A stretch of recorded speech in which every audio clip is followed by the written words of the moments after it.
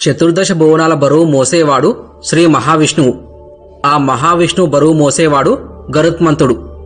గరుత్మంతుడికి వైకుంఠనాథుడిని భుజస్కంధాలపై మోసే అదృష్టం అంత సులభంగా రాలేదు.